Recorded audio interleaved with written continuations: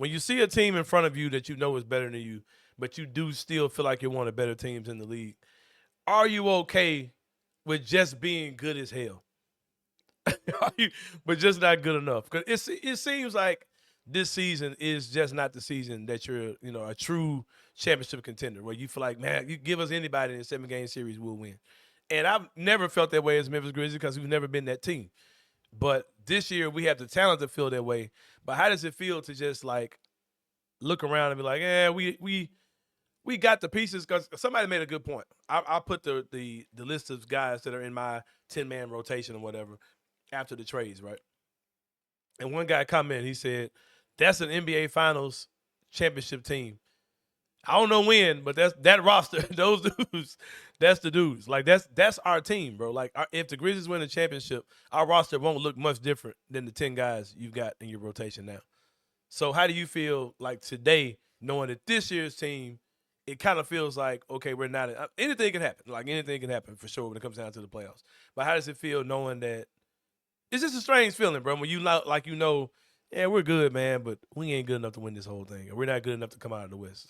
So I I fundamentally disagree okay, because come on. I think 7-game series are there for a reason, right? I think this Mhm. Grizzlies team is crazy talented, Yeah, stupid crazy good. talented, We're stupid good, bro. from top to bottom, right? Like it's the best roster the Memphis Grizzlies have ever Ever had, had. and the starting five matches up against anybody in the game.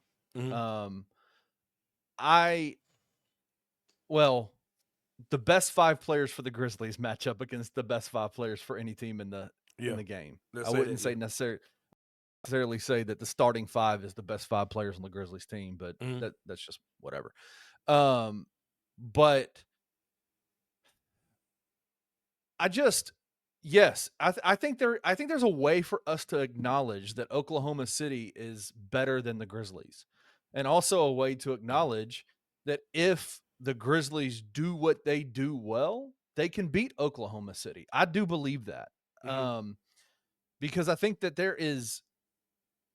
it legitimately comes down to that identity that you're talking about with Mhm. Oklahoma City, where they know what they do and everybody on their team is bought into And their they know role. that they play their role, man. Yes. They play it. They The play pecking it. order is clearly set. Like, It is go there. go over there and do that. You go over there and do this.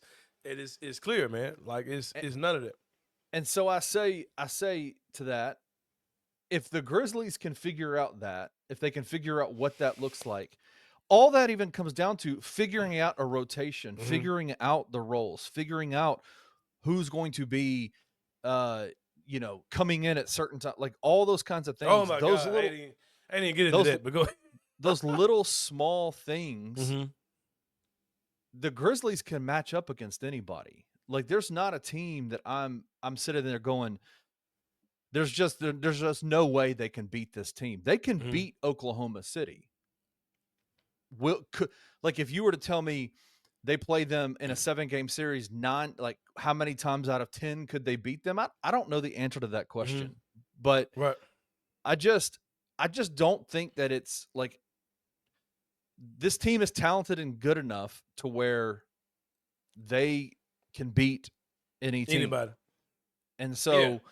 so yes, it is that loss was demoralizing because you saw obvious flaws. But I'll say this, what I didn't see was obvious like roster like Failure. Like we talent need. Yeah. Yeah. discrepancies. Yeah. Like Yeah. I didn't see talent discrepancies. I didn't Mhm. see that they're just that much more talented than the Grizzlies are. What I saw is they know who they are more than the Grizzlies do. Mhm.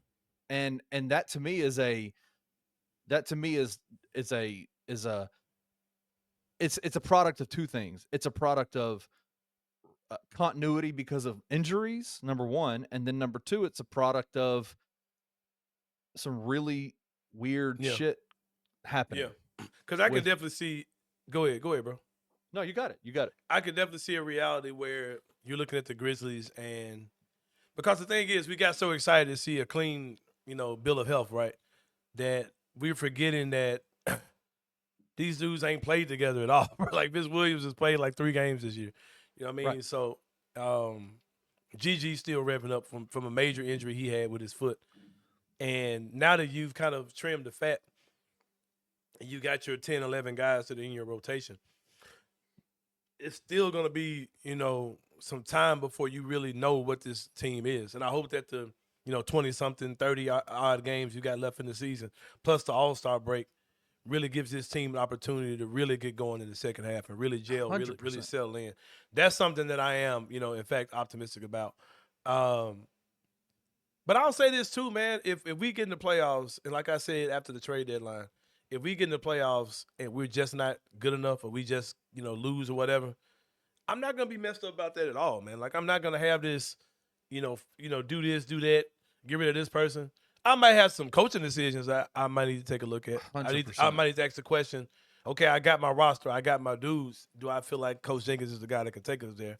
Right. I can see that being a reality too, but I'm willing to live, with all that pretty much.